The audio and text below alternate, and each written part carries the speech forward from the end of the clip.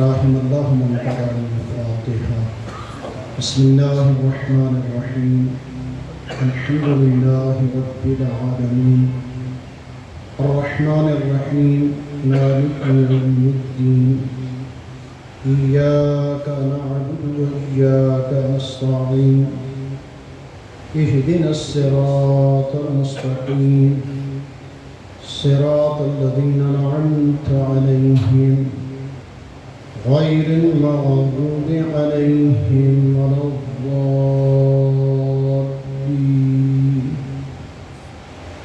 بسم الله الرحمن الرحيم.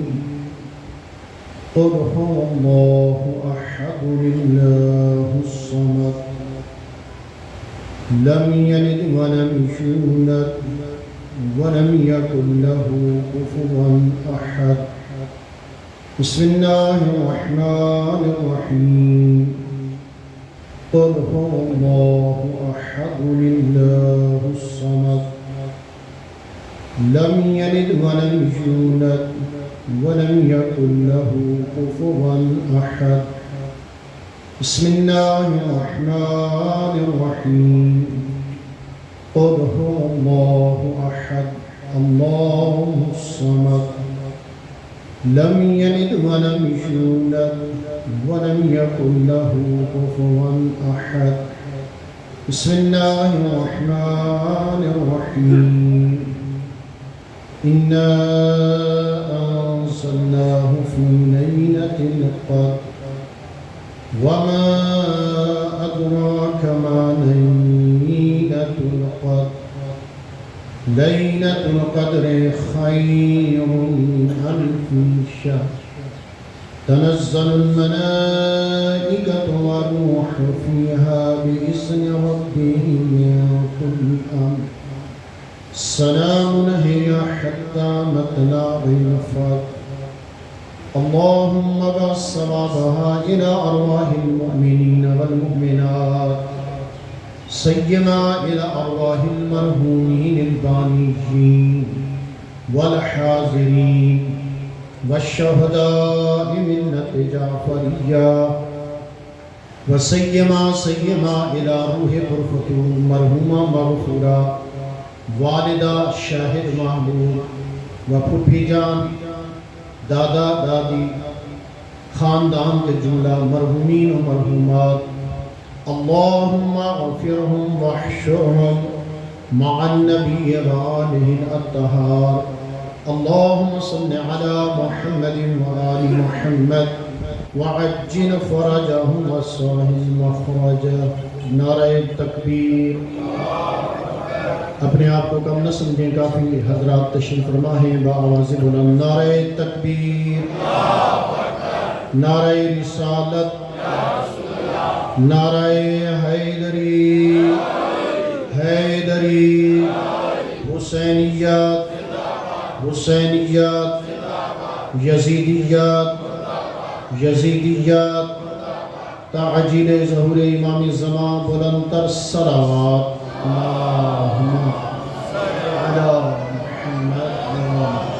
مجلس ادا کی قبولیت کے لیے بآواز بلند تر صلوات. اللہم صلی علی محمد.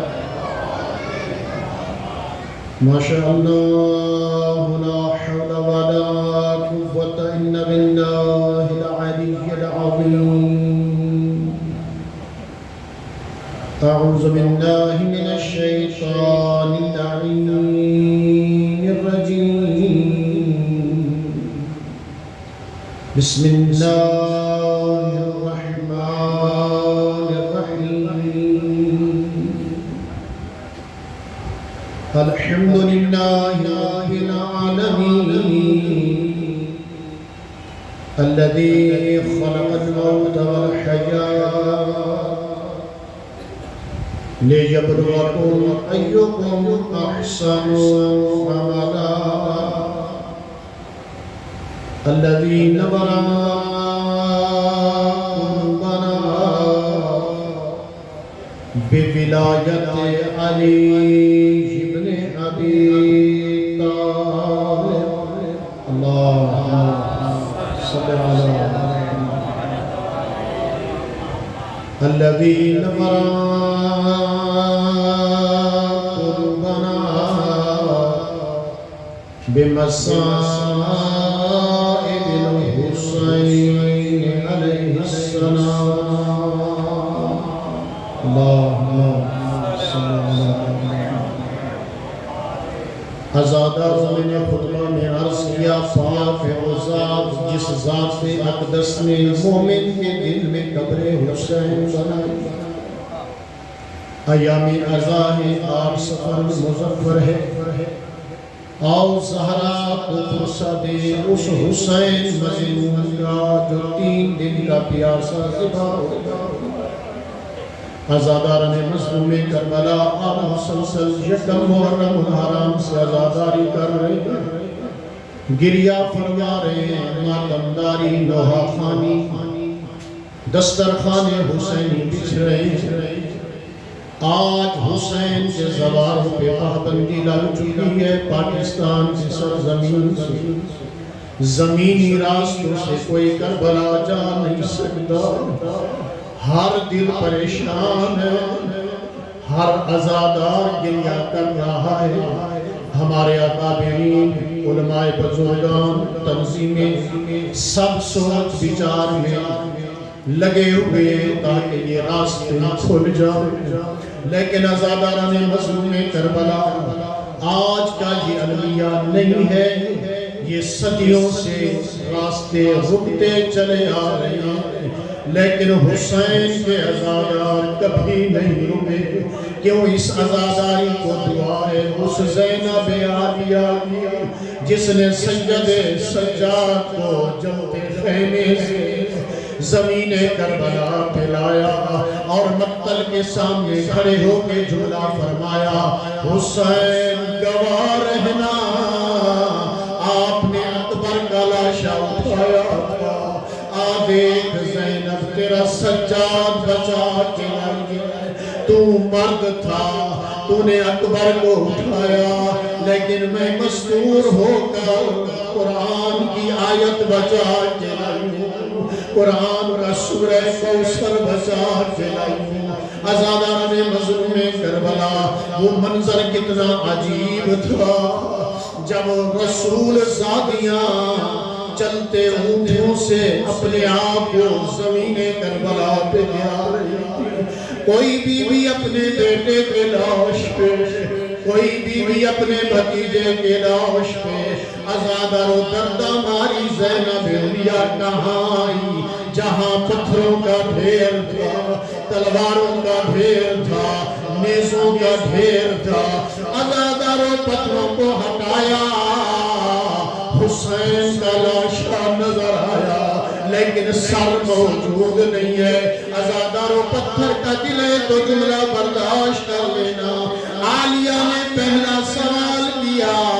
یا اخل حسین آئینہ راسو کا او میرا ماں جایا حسین ذرا بدلا آپ کا سر کہاں ہے عزادار نے مظلوم کربلا ہوئے گلے سے آواز آئی میرے سر کا بعد میں پوچھنا یا اختی زینب آئینہ رداؤ کے او میری دردہ ماری بہن زینب مجھے بتلا تیری چادر کہاں ہے عزادار زینب کی آواز آئی بھیا حسین ادھر تیری شہادت ہوئی ادھر ظالموں نے ہاتھوں میں حمید بن مسلم کہتے میں دیکھ رہا تھا باقی ظالم باقی بیویوں کی چادریں لوٹ رہے تھے شمر لعین بی بی زینب کی طرف بڑھا میری بی بی پیچھے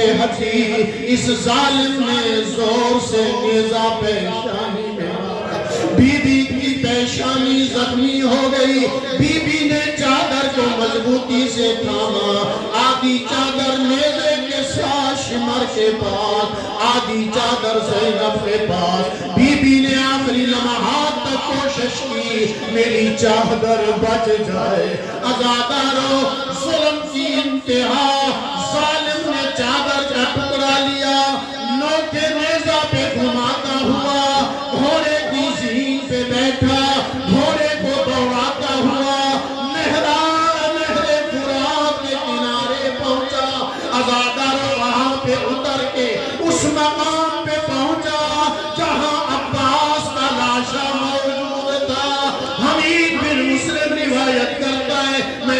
آنکھوں سے دیکھ رہا تھا اس ظالم نے لاش عباس کی توہین کی اور ایک قیامت خیز جملہ کہا، عباس جاگ ذرا، یہ دیکھ میں کیا لے کے آیا ہوں، عزادار مر نہ جاؤ گے۔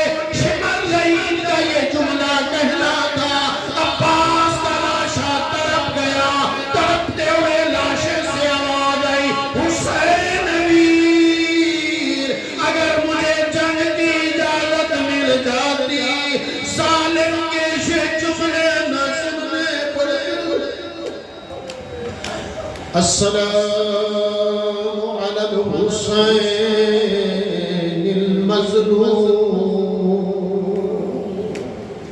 رب اشرح لي صدري ويسر لي امري واحلل عقدة من لساني يفقهوا قولي، وصلى الله على محمد المصطفى احمد المجتبى سيدنا ومولانا ابي القاسم محمد،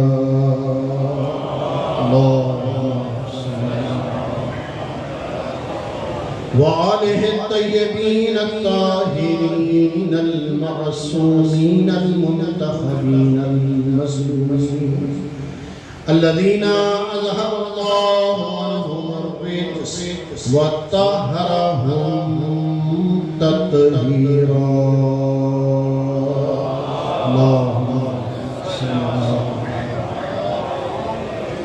اما بعد فقد قال سبحانه وتعالى في كتابه المجيد والفرقان الحميد وقوله الحق وهو أصدق الصادقين، فبسم الله الرحمن الرحيم اعدلوا هو أقرب للتقوى الصلوات۔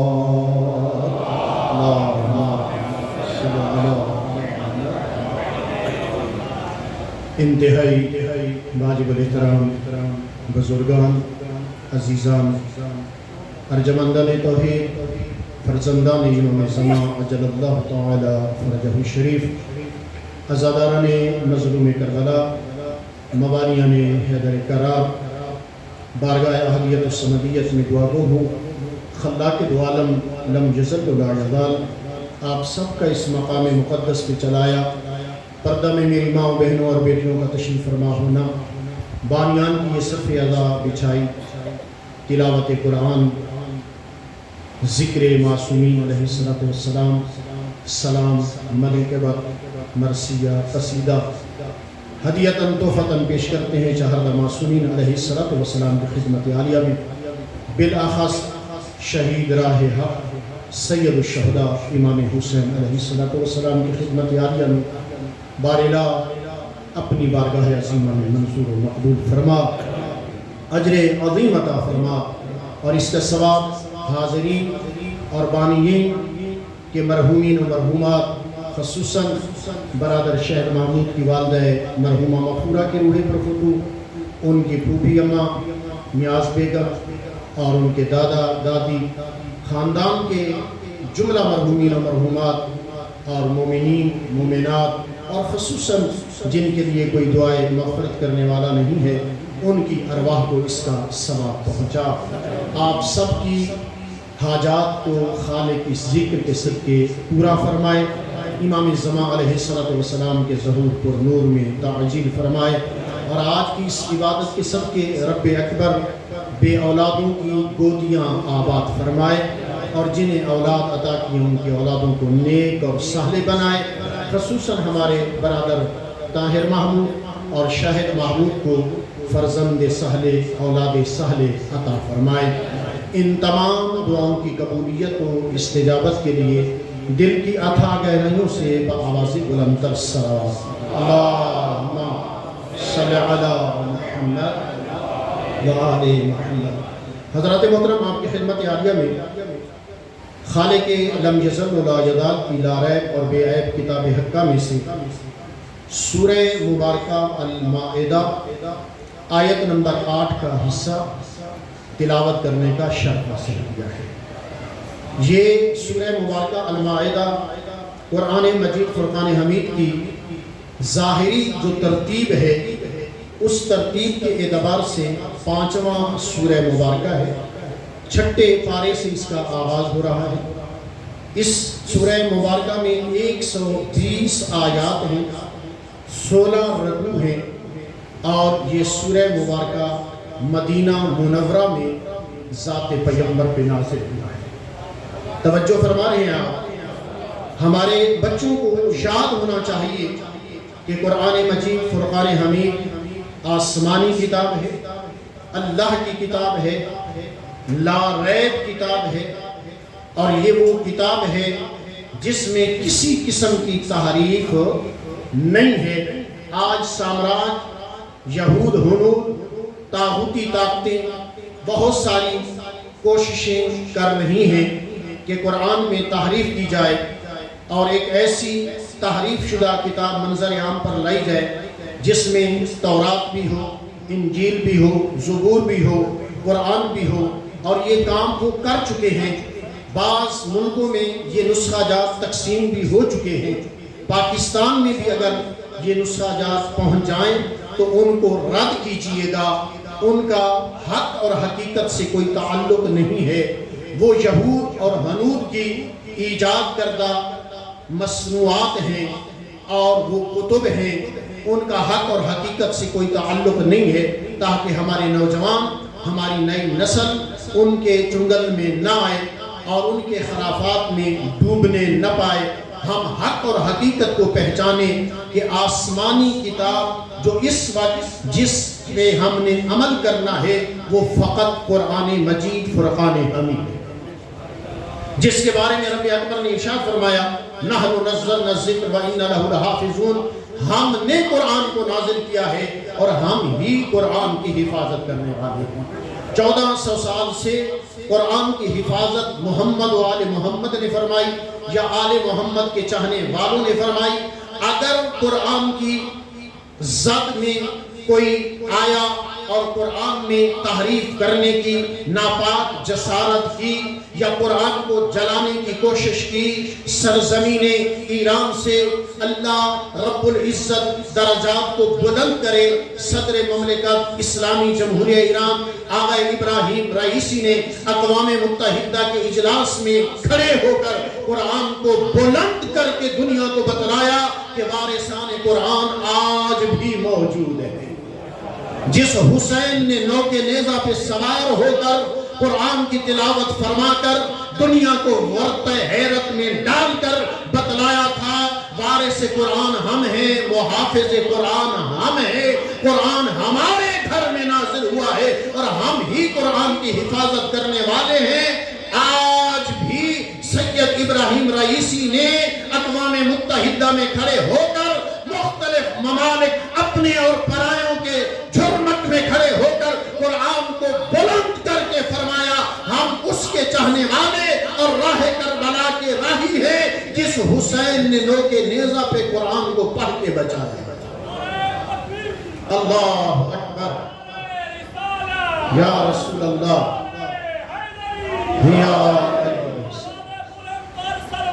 اللہم صلی علی محمد و آل محمد۔ لہذا قرآن میں کوئی تحریف نہیں ہے۔ اگر کوئی یہ ناپاک جسارت کرتا ہے وہ قابل قبول نہیں ہے۔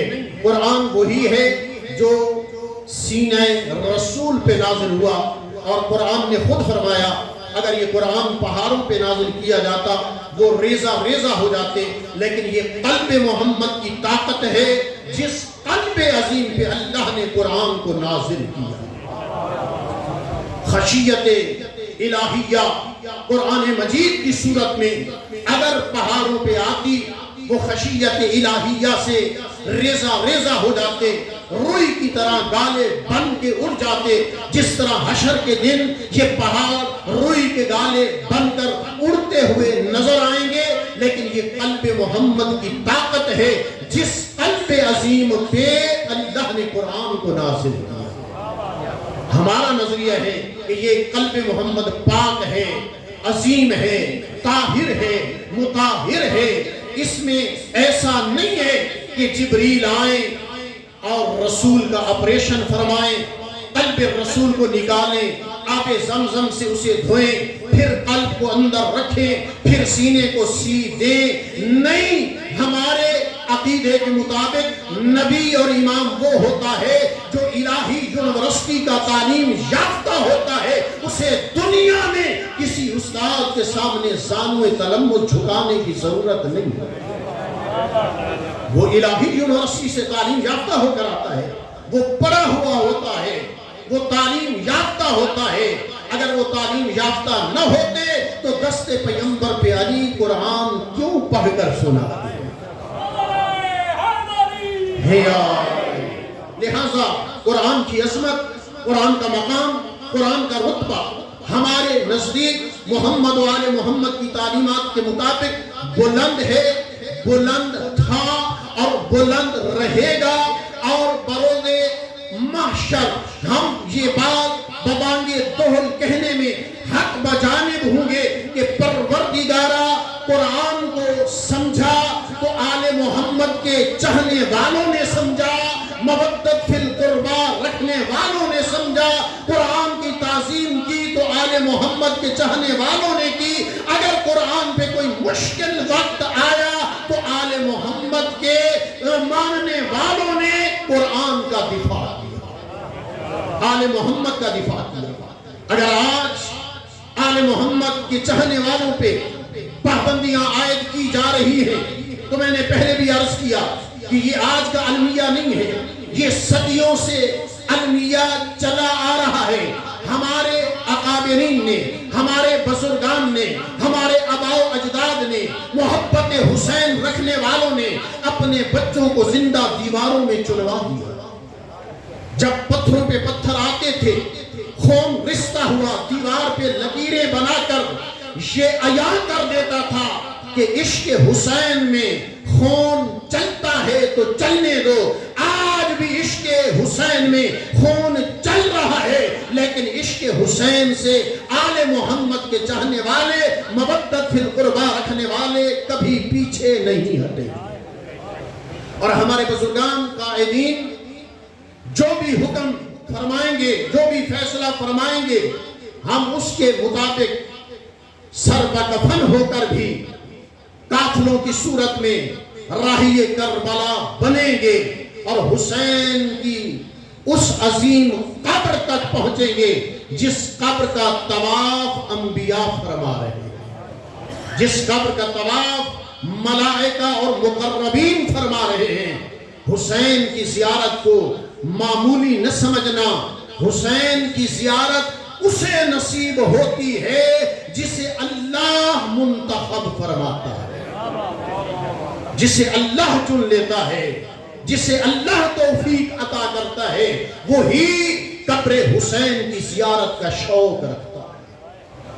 اور اربعین حسینی قریب ہے، میں جمعہ کے خطبات میں بھی عرض کیا کرتا ہوں، لفظ اربعین فقط اور فقط حسین سید الشہداء کے لیے مخصوص ہے، چہلم سید الشہداء کے لیے مخصوص ہے۔ جس طرح لفظ امیر المؤمنین فقط علی حیدر کرار کے لیے مخصوص ہے، اسی طرح لفظ چہلم اربعین خاص ہے حسین ابن علی کے۔ امام جعفر صادق علیہ السلام کی بارگاہ عظیمہ میں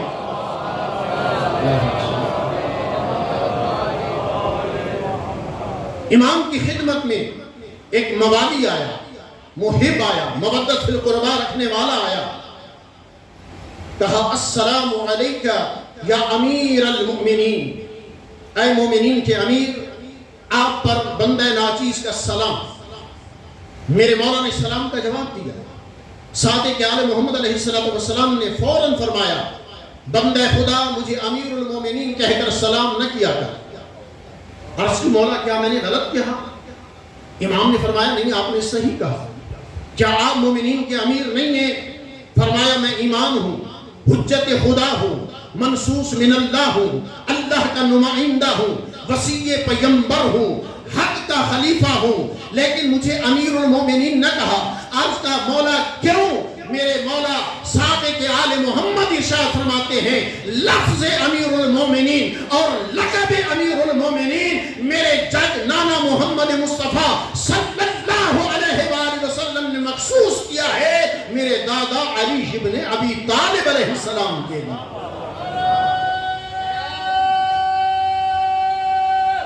حیدری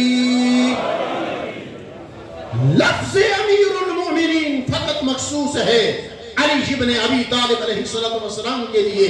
اس لیے امیر المومنین جب بھی لفظ آئے گا اس سے مراد علی ابن ابی طالب علیہ السلام ہوں گے. تو فرمایا کہ لفظ 40 چہلم فقط اور فقط مخصوص ہے سید الشہداء مظلوم کربلا غریب نینوا کے ساتھ. اور میں ہاتھ جوڑ کر عرض کروں گا کہ اپنے مرحومین کے لیے جو ہم یہ لفظ چہلم استعمال کرتے ہیں 40 استعمال کرتے ہیں یہ نہ کیا کریں. مجلس ترحیم کا نام دے دیا کریں, مجلس مغفرت کا نام دے دیا کریں, ختم شریف کا نام دے دیا کریں. لفظ چہلم لفظ 40 یہ مخصوص ہے امام مظلوم کربلا سید الشہداء علیہ السلام. ایک آیت اللہ العظماء مرجع علی قادر مجتہد عظیم 100 سال کی عمر مبارک ہو گئی لیکن آنکھوں کا نور عظیم ہے, ایسے جیسے 18 سال کا نوجوان اور اس کی آئی سائٹ اتنی پاورفل ہوتی ہے ایسے ہی ہے. کوئی گلاسز نہیں ہے, کوئی لینس نہیں ہے اور طلبہ کو درس محمد و آل محمد پڑھا رہے ہیں. ایک شاگرد رشید نے سوال کیا حاجی آغا بتلا سکتے ہیں کہ آپ کی بینائی کے اعلیٰ ہونے کی ریزن کیا ہے؟ توجہ فرما رہے ہیں. تو اس آیت اللہ العظماء نے جواب دیا یہ صدقہ ہے حسین ابن علی کا, یہ حسین کا صدقہ ہے. حسین کے صدقے میں یہ میری آئی سائٹ بالکل پاورفل ہے اور آج تک مجھے اس المیہ کے بعد کوئی مسئلہ پیش نہیں آیا, کوئی پریشانی اور مشکل پیش نہیں آئی. توجہ فرمائیے گا. عرض کی قبلہ کیسے فرماتے ہیں کہ جب میں عالم جوانی میں اس منزل پہ پہنچا کہ درس و تدریس تعلیم و تعلم کا سلسلے شروع کروں اور آغاز کروں تو میری آنکھوں کی بینائی ویک ہونا شروع ہوئی, کمزور ہونا شروع ہوئی. میں نے اللہ سے دعا کی پروردگارا میری نظر کمزور نہ ہو, چونکہ میں نے ذکر آل محمد کرنا ہے, میں نے علوم آل محمد کا درس دینا ہے, میں دنیا تک یہ میسج پہنچانا ہے. تو بس میں اس نیت سے کربلا معلّہ ہے 19 صفر المظفر کا یوم سعید حرم مظلوم کربلا میں داخل ہوا. میں نے اذن دخول کی تلاوت کی. آپ کو معلوم ہے نا جتنے زائرین تشریف فرما ہیں جب حرم معصوم میں زائر داخل ہوتا ہے سب سے پہلے اذن دخول پڑھتا کہ مولا کیا مجھے اجازت ہے کہ میں آپ کے حرم میں آ جاؤں, آپ کی مرکز کے پاس قریب پہنچ جاؤں. بہت بڑی عظمت کہا اس آیت اللہ العظماء میں نے اذن دخول پڑھا, مولا کی حرم میں داخل ہوا, قبر حسین سے لپٹ گیا اور میں نے توسل کیا پروردگارا حسین کے صدقے میری آنکھوں کو تقویت عطا فرما, میری آنکھوں کو کبھی کمزور نہ فرما. میں نے علوم آل محمد کا درس دینا ہے, میں نے اس میسج کو کنوے کرنا ہے, میں نے بہت بڑی ذمہ داری سے عہدہ برآ ہونا ہے. میری آنکھوں کی توانائی ختم نہ ہو. پس میں قبر حسین سے لپٹ کر چند لمحوں کے لیے میری آنکھ لگی, توسل حسین کیا, عالم خواب میں حسین کی زیارت نصیب. آیت اللہ العظماء سے مظلوم کربلا ملے, زخموں سے چور ہیں, تازہ خون چل رہا ہے. عزاداران مظلوم کربلا میرے آقا فرماتے ہیں اور میرے امر کا احیاء کرنے والے، کربلا کو زندہ کرنے والے، مقصد حسین کو دنیا تک پہنچانے والے، بتلا کیوں پریشان ہے؟ مولا میں چاہتا ہوں عالم جوانی میں میری آئی سائٹ کمزور ہو رہی ہے، میری آنکھوں کو طاقت ملے، توانائی ملے اور کبھی بھی یہ کمزور نہ ہونے پائیں۔ میرے آقا نے فرمایا کل صبح کون سا دن ہے؟ عرض کی مولا 40 آپ کا چہلم ہے۔ امام نے فرمایا کہ فلاں علاقے سے، غالباً روایت کے لفظ بصرہ سے ایک قافلہ آئے گا میرا 40 منانے کے لیے، میرے حرم میں کھڑے ہو کر وہ مجھے پرسہ دیں گے، میری ماں زہرا کو، میرے بابا علی کو، میرے نانا محمد کو پرسہ دیں گے۔ جب وہ نوحہ خوانی کریں، ماتمداری کریں، ان عزاداروں کو پسینہ آئے گا، پسینے کے قطرات سرزمین کربلا پہ گریں گے۔ جب وہ قطرات عزاداروں کے زمین کربلا پہ گریں اور وہ مٹی کربلا کی گیلی ہو جائے، اسے اٹھانا، کاجل بنا کے آنکھوں میں لگانا، پھر آنکھیں جانے اور حسین جانے۔ اللہ اکبر۔ عالم خواب سے بیدار ہوا، حسین کا شکریہ ادا کیا، پوری رات تڑپتے ہوئے گزاری، عبادات کی، زیارت حسین کا شرف حاصل کیا، زیارت 40 پڑھی۔ اور میں یہاں پہ عرض کرتا چلوں کہ 40 حسینی قریب ہے، اگر وہاں کربلا جانے کی سعادت نصیب نہ ہو، دنیا کے جس کونے میں بھی آپ موجود ہیں، باوضو باغسل ہو کر اور زیر آسمان کھڑے ہو کر، اپنے گریبان کے بٹن کھول کر، آستینوں کو اوپر چڑھا کر، سر سے امامہ ٹوپی اتار کر، زیر آسمان کھڑے ہو کر، کربلا معلیٰ کا رخ کر کے زیارت 40 کی تلاوت کرنا روایت کے لفظ ہیں۔ جب آپ زیارت پڑھ کے فارغ ہوں گے کتنے اجر کے مستحق ہو چکے ہوں گے، جیسے آپ نے 1.25 لاکھ نبیوں سے بالمصافہ مصافہ کرنے کی سعادت حاصل کر۔ اللہ اکبر۔ یا رسول اللہ،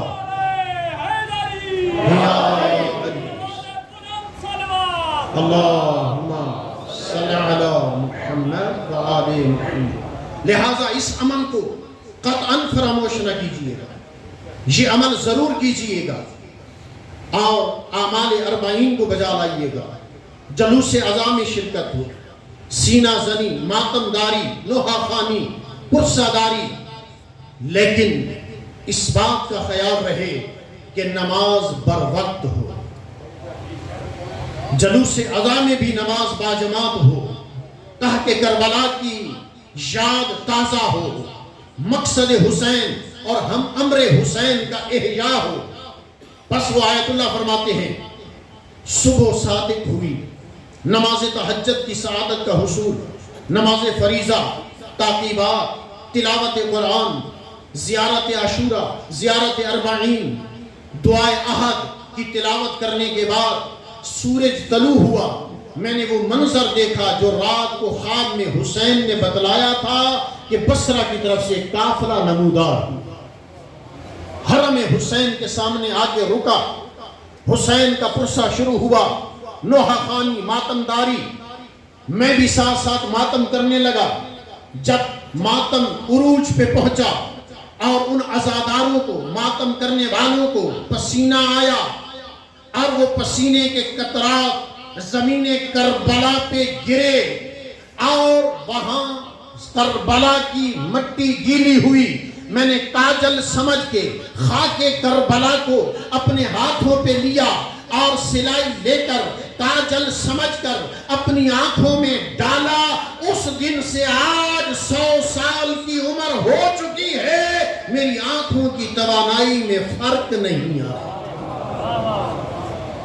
یہ حسین کا صدقہ ہے۔ شاگرد نے سوال کیا کہ حاجی آغا 100 سالہ زندگی اور آئی سائٹ اتنی پاورفل جیسے 18 سال کے نوجوان کی، آنکھیں ہوتی ہیں، بینائی ہوتی ہے، تو جواب کیا دیا؟ یہ حسین کا صدقہ ہے۔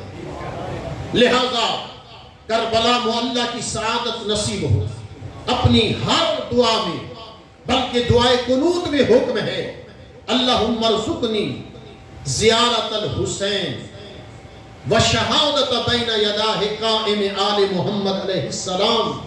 پروردگارا مجھے مرنے سے پہلے حسین کی زیارت ضرور نصیب فرما۔ لہذا توجہ فرمائیے کہ حسین حسین ہے۔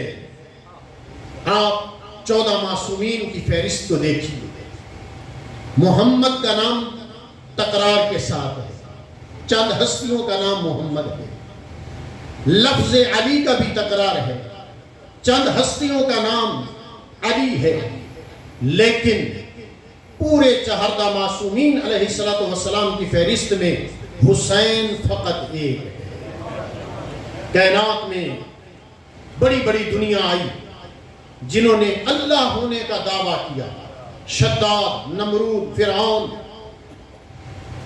کئی ایسے لوگ بھی آئے کذاب، جھوٹے، جنہوں نے نبی ہونے کا دعویٰ کیا، لیکن قسم بخدا کائنات میں کسی نے یہ دعویٰ نہیں کیا کہ میں حسین ہوں۔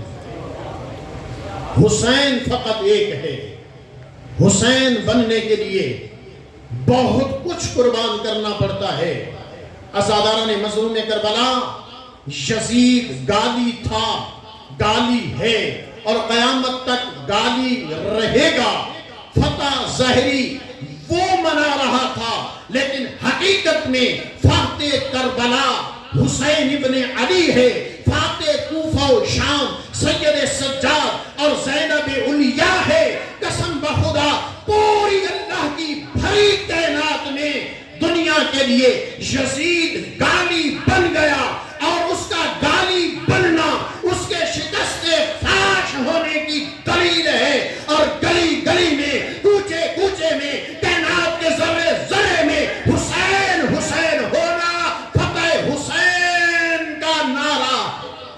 یا زارت الحسین، لبیک یا حسین، یا زارت الحسین، لبیک یا حسین، یا زارت الحسین، لبیک یا حسین، نعرہ حیدری۔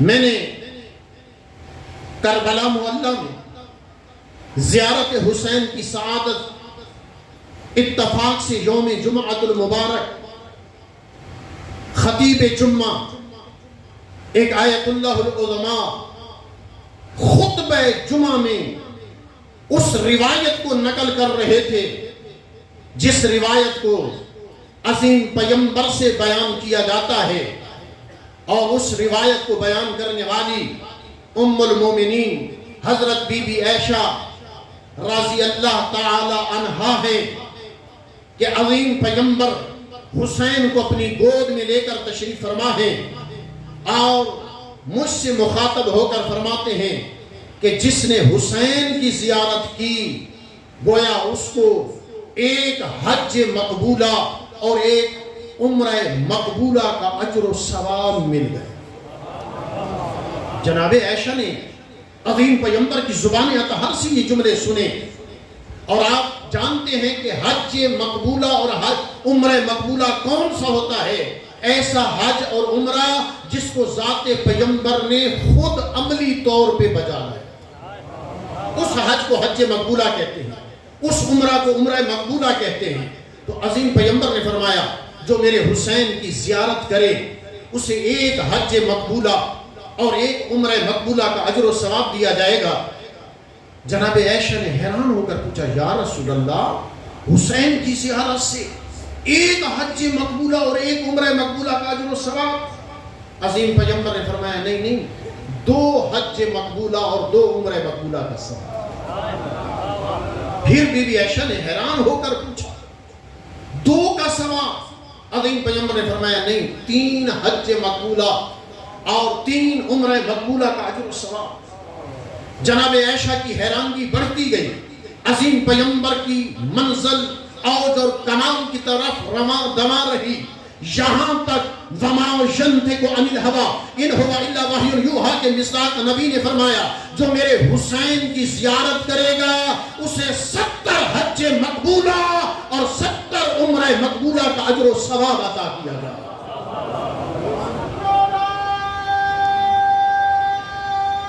حیدری جب 70 تک عظیم پیغمبر پہنچے عائشہ رک گئی، پوچھنا بند کیا کہ کہیں ایسا نہ ہو کہ منزل اور بڑھتی چلی جائے۔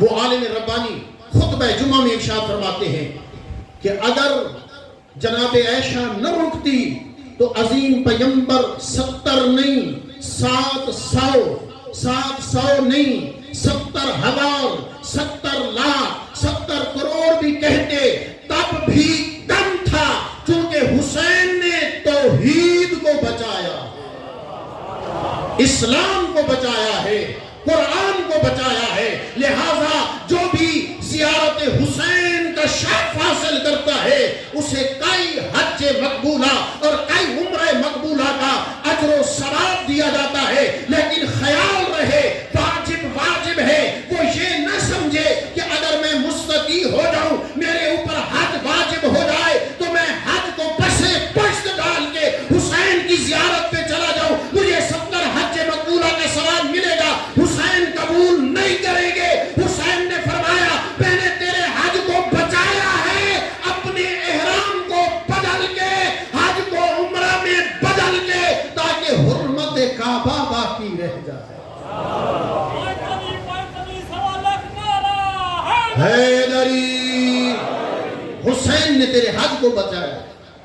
روایت کے لفظ ہیں جو مستطیع ہو جائے، جس پہ حج واجب ہو جائے اور وہ حج ادا نہ کرے اور مر جائے، اس کی موت یہودیت و نصرانیت کی موت ہے۔ اس کی بلا نے جمعہ کے خطبہ میں فرمایا کہ جو حسین کی زیارت کرے گا اسے حج مقبولہ حج عمرہ مقبولہ کا ثواب دیا جائے گا، بے شرطہا و شروطہا۔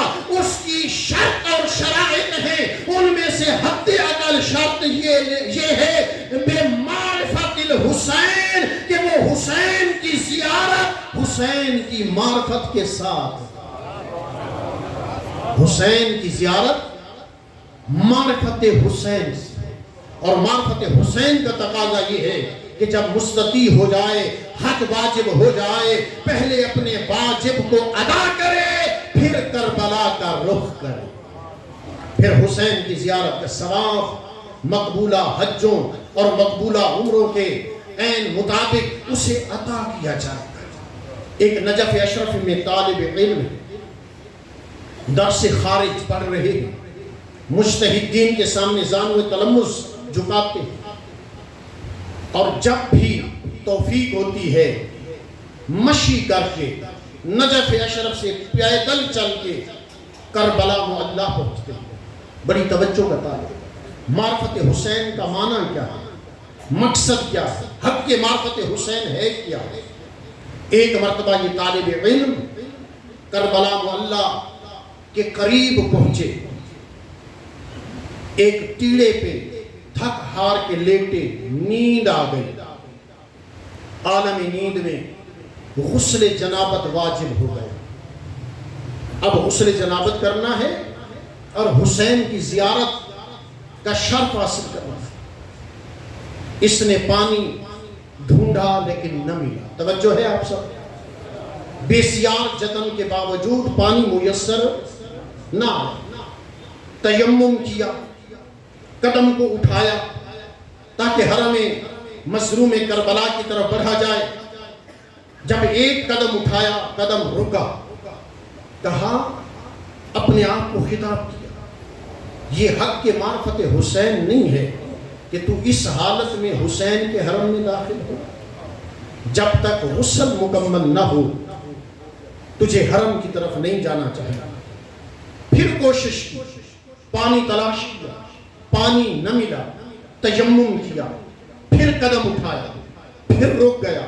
3 مرتبہ ایسا کرنے کے بعد وہیں پہ کھڑے ہو کر کہا، السلام علیکہ یا ابا عبداللہ الحسین، مظلوم حسین، غریب کا آپ پر سلام، مولا میں اس قابل نہیں ہوں کہ آپ کے حرم میں داخل ہو جاؤں، بس یہ دور سے میرا سلام عقیدت قبول کرو، میں واپس نجف جا رہا ہوں کیونکہ یہاں مجھے پانی نہیں مل رہا۔ اللہ اکبر۔ عالم ربانی فرماتے ہیں کہ یہ طالب علم ایک دکاندار سے قرض لیتا تھا، ادھار پہ سودا لیتا تھا۔ جب کربلا سے یہ واپس الٹے پاؤں مولا کے حرم میں نہیں جا سکا، چونکہ پانی میسر نہیں آیا، غسل جنابت نہیں کر سکا، واپس آیا، نجف آ کر غسل کیا اور سودا سلف لینے کے لیے اس دکاندار کے پاس پہنچا۔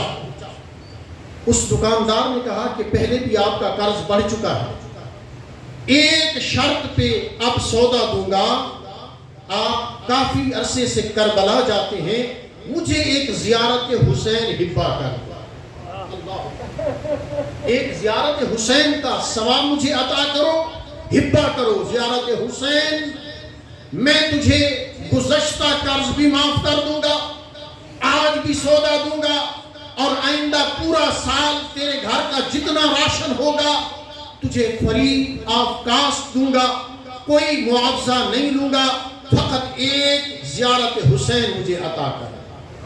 اللہ اکبر۔ اس نے دل میں سوچا ایک زیارت، گزشتہ قرض بھی معاف ہو رہا ہے، آج کا سودا بھی فری ہے، آنے والے پورے سال کا سودا سلف بھی ملے گا، چلو ایک زیارت دیتا ہوں۔ دل ہی دل میں سوچا یہی زیارت دیتا ہوں جو ابھی کر کے آیا، مجھے پانی میسر نہیں آیا، تیمم کیا لیکن حرم حسین میں داخل نہیں ہوا، دور سے کھڑے ہو کر کہا السلام علیکم یا ابا عبداللہ الحسین، بس یہی زیارت اس کو ہبہ کرتا ہوں۔ دکاندار کے ساتھ معاہدہ کیا، زیارت حسین اسے ہبہ کی، بخشش کی، سودا سلف لیا، قرض معاف کرایا، آئندہ پورے سال کے سودا سلف کا عہد و پیمان ہو گیا، گھر واپس آیا، نماز مغربین پڑھ کر بستر استراحت پہ آیا، عالم میں خواب میں حسین کی زیارت نصیب ہوئی۔ اللہ اکبر۔ زیارت حسین نصیب ہوئی۔ میرے آقا نے فرمایا بندہ خدا تو نے اپنی زندگی کا قیمتی ترین اثاثہ دے دیا ہے، اتنے تھوڑے معاوضے پہ، اللہ، اتنی کم قیمت تو نے اپنی زیارت ہبہ کر دی۔ مولا میری یہ زیارت تو ناقص تھی، میں تو دور سے سلام کر کے واپس آ گیا تھا۔ امام نے فرمایا یہی تو تیری معرفت والی زیارت تھی، تو حق کے معرفت حسین ادا کر کے جو دور سے کھڑے ہو کر السلام علیکم یا ابا عبداللہ الحسین کہہ رہا تھا، یہی تیری زیارت منظور نظر حسین علیہ السلام، یہی تیری زیارت باعظمت تھی۔ لہذا بے معرفت حق الحسین، اگر معرفت حسین کا حصول کر کے زیارت حسین ادا کی جائے اور سعادت کا حصول کیا جائے، اس زیارت حسین کا اجر و ثواب حج مقبولہ اور عمرہ مقبولہ کے برابر ہے۔ حسین کی عظمت کو پہچانو، حسین کو پہچانو۔ حسین کل بھی زندہ تھا، حسین آج بھی زندہ باد ہے، حسین تا ظہور امام زمان، تا ظہور قیامت زندہ باد رہے گا۔ حسین کی عظمت کو پہچاننا، آپ یہ نہ سمجھا کریں کہ ہم مجلس حسین میں آئے ہیں، اپنے آپ کو تصور میں لایا یہ کیجئے کہ ہم توحید کے قلعے میں داخل ہو گئے۔ مجلس حسین میں نہیں آئے بلکہ قلعے توحید میں ہمارا داخلہ ہو گیا ہے۔ حسین نے توحید کو بچایا، جہاں تک انبیاء کے خون کے چھینٹے نہیں پہنچے، اس عظمت کو بھی اگر حاصل کیا ہے تو حسین ابن علی نے کیا ہے۔ حسین کی مجالس، حسین کے جلوس، حسین کی ماتمداری، حسین کی نوحہ خوانی، حسین کے عزاداروں کی بڑی عظمت ہے، ان کو پہچانیں۔ اگر دیکھیے نا، اگر آپ نے عظمت حسین اور معرفت حسین کا حصول کرنا ہے تو نجف سے کربلا کی سرزمین کو دیکھیے. یہ سینکڑوں میل کا دسترخوان کائنات میں فقط حسین ابن علی کا ہے. کائنات کی ہر نعمت اگر ملتی ہے تو دسترخوان حسین سے ملتی ہے. میں اکثر و بیشتر مجالس میں عرض کیا کرتا ہوں کہ اپنے گھروں میں کلچر محمد و آل محمد کو ڈیویلپ کیجیے, کلچر فاطمیہ کو ڈیویلپ کیجیے, اپنے دسترخوان کو آل محمد کا دسترخوان بنائیے. بالاخص جس معصوم کی ولادت باسعادت کا یوم ہو یا شب ہو, جس معصوم کی شہادت کی شب یا دن ہو, اس شب اور رات کو دسترخوان بچھائیے, اپنے خانوادے کو بٹھائیے, اس معصوم کی سیرت, کردار, سوانح حیات کی کتاب کو کھولیے. گھر کا ایک فرد معصوم کی سیرت اور کردار کو پڑھے, گھر کا ہر فرد اسے سنے.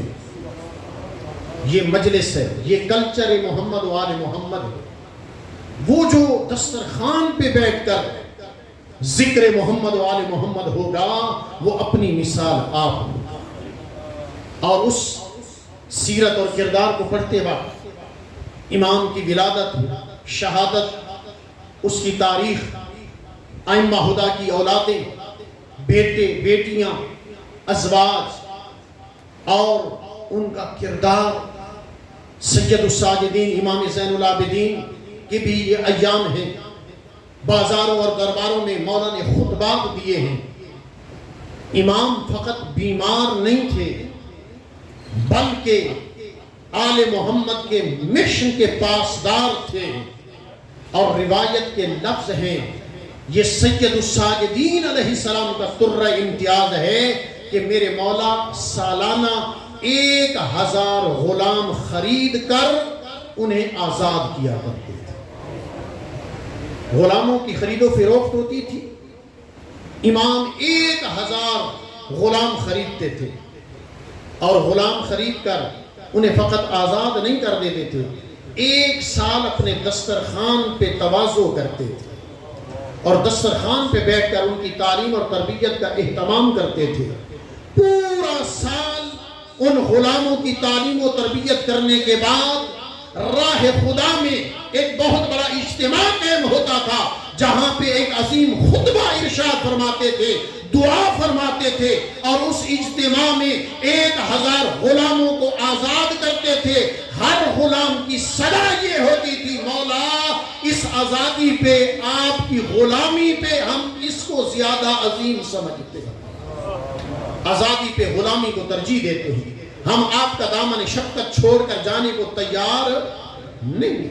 پھر ان میں سے جو زیادہ تعلیم اور تربیت حاصل کر چکے ہوتے, میرے آقا اور مولا انہیں زاد راہ عطا کرتے, حق کے زحمت عطا کرتے اور انہیں مختلف علاقوں میں مبلغ بنا کر بھیجتے, جاؤ اور ہمارے امر کا احیاء کرو, لوگوں کو تعلیم اور تربیت دو, لوگوں کو حلال اور حرام سمجھاؤ.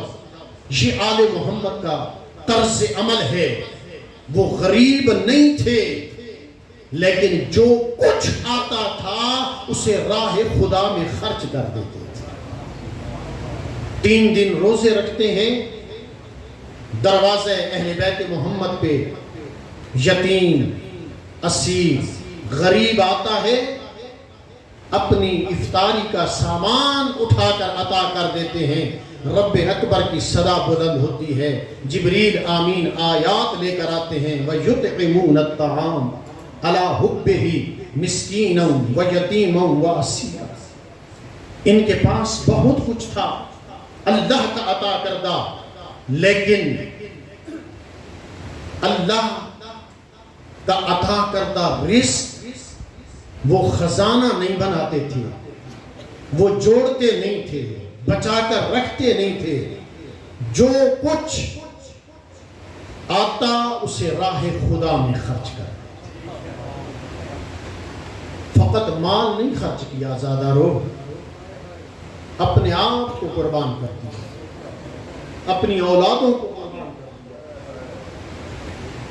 دیا، اپنی عزت کی چادریں قربان کر دی، خیموں کو قربان کر دیا، 6 ماہ کے اثر کو قربان کر دیا، اکبر جیسے ہم شکر پیغمبر کو قربان کر دیا، اون و محمد کو قربان کر دیا، اپنے اصحاب اور انصار کو قربان کر دیا۔ عزاداران مظلوم کربلا ایام عزا ماشاءاللہ قبلہ کاظمی صاحب تشریف فرما ہوں گے، ہم سب ان سے استفادہ کریں گے۔ مولا کے منظور نظر خطیب واعظ عالم باعمل انشاءاللہ مسلسل آپ مستفید ہو رہے ہیں، آج بھی استفادہ ہوگا۔ اپنے حصے کی عبادت کو مکمل کرنے کے لیے چند جملے مصیبت کے میں نے عرض کیا کہ محمد و آل محمد نے فقط مال خرچ نہیں کیا، سب کچھ لٹا، کچھ نہیں بچایا، اور یہی حق بنتا ہے کہ ہم مٹی پہ بیٹھ کر زہرا کو پرسہ دیں، رسول کو پرسہ دیں، علی کو پرسہ دیں، عزاداران مظلوم کربلا اس زہرا کو پرسہ دیں جو ہر مجلس حسین میں آتی ہیں بقیہ چھوڑ کر، اور جب مجلس عزا ختم ہوتی ہے ہر عزادار کا شکریہ ادا کرتی ہے۔ او میرے حسین کا عزادار تیرا شکریہ، تو میرے حسین کی صف عزا پہ آیا، اپنے آپ کو معمولی نہ سمجھا کرو۔ عزادار جب آپ دھاڑی مار کے روتے ہیں، روایات یہ بھی کہتی ہیں کہ مسافر شام سکینہ کو ساتھ لے کر ان بیبیوں میں آ کر تشریف فرما ہوتی ہے۔ جب آپ دھاڑے مار کے روتی ہیں نا، جناب سکینہ پھوپھی اماں کا شانہ ہلا کر پوچھتی ہیں، پھوپھی اماں کیا یہ میرے بابا حسین کے رشتہ دار ہیں جو اتنے رو رہے ہیں؟ عالیہ رو کر فرماتی ہیں، نہیں سکینہ، یہ تیرے بابا کے رشتہ دار نہیں ہیں، یہ تیرے بابا کے عزادار ہیں۔ وہاں پہ سکینہ ماتم کر کے کہتی ہے، کاش میرے بابا کے عزاداروں، کربلا میں اگر آپ ہوتے میں تماچے نہ کھاتی، میرے کانوں سے خون جاری نہ ہوتا، میرا اصغر پیاسا دنیا سے نہ جاتا۔ اجرکم اللہ، اجرکم اللہ، رونے والو اللہ تمہیں اجر عظیم عطا فرمائے۔ صدقہ حسین کا عزاداری مظلوم کربلا اور غم حسین کے سوا کوئی غم نہ ملے۔ عزادارو، ایک واقعہ جو جناب سید ابو القاسم خوئی علی اللہ مقامہ ہماری اس عظیم بزم میں بہت سارے ایسے افراد موجود ہیں جو آغا ابو القاسم کی حیات میں ان کے مقلد تھے۔ ان کے بعد رہبر معظم اور سید علی سیستانی دامت ظلہ العالی کی تقلید منظر عام پہ آئی۔ سید ابو القاسم خوئی وہ مظلوم مجتہد ہیں جنہیں ہسپیٹل میں زہر کا انجیکشن لگا کر شہید کیا گیا، اور حاجی آغا کے قبیلے اور خاندان کو شہید کیا گیا، اور سید زادے کو ان لاشوں کے اوپر سے گزارا گیا۔ یہ کربلا کے راہی ہیں، مراجع اعظام مجتہدین۔ سید ابو القاسم بھی نجف سے چل کر کربلا معلی پہنچتے۔ ایک شاگرد رشید فرماتے ہیں، ایک سال حاجی آغا تشریف فرما ہوئے، کربلا معلی پہنچے، بین الحرمین آ کر حاجی آغا کے قدم رکے، اپنا امامہ اتار کر زمین کربلا پہ رکھا، ایک مرتبہ حسین کی طرف دیکھا، پھر جناب عباس کی طرف دیکھا۔ اب شاگرد رشید بیان کرتے ہیں، میں اس انتظار میں تھا کہ قبلہ حرم حسین کی طرف قدم بڑھائیں گے، لیکن میری حیرانگی کی حد نہ رہی کہ حاجی آغا نے رخ کیا عباس علمدار کی طرف، قدم اٹھائے روضہ عباس کی طرف، عرض کی قبلہ مولا حسین کا حرم ادھر ہے۔ آقا ابو القاسم نے فرمایا میں جانتا ہوں لیکن میرے حسین مولا کا حکم ہے جب میری زیارت کے لیے آؤ پہلے میرے عباس کے پاس میں اس لیے حسین کے حکم کی تعمیل کر رہا ہوں۔ عزاداران مظلوم کربلا سید ابو القاسم خوئی چلتے چلتے روضہ عباس علمدار کے سامنے پہنچے، وہاں پہ رک گئے۔ حاجی آقا نے جناب عباس علمدار کے روضے کے سامنے 3 سلام پیش کیے۔ عزاداران مظلوم کربلا وہ 3 سلام پیش کر کے آپ کی زحمت تمام قبلہ تشریف فرما ہوں گے، استفادہ کریں گے۔ رونے والوں عزاداروں، سید ابو القاسم خوئی نے پہلا سلام دیا، السلام علیکہ یا شباب الحسین، حسین کا سلام، حسین کا جوان، خوئی کا تیرے اوپر سلام۔ عزاداروں میں عرض کروں گا، ہاں سید زادے، اے مجتہد عظیم، آپ نے پہلے سلام کا حق ادا کر دیا۔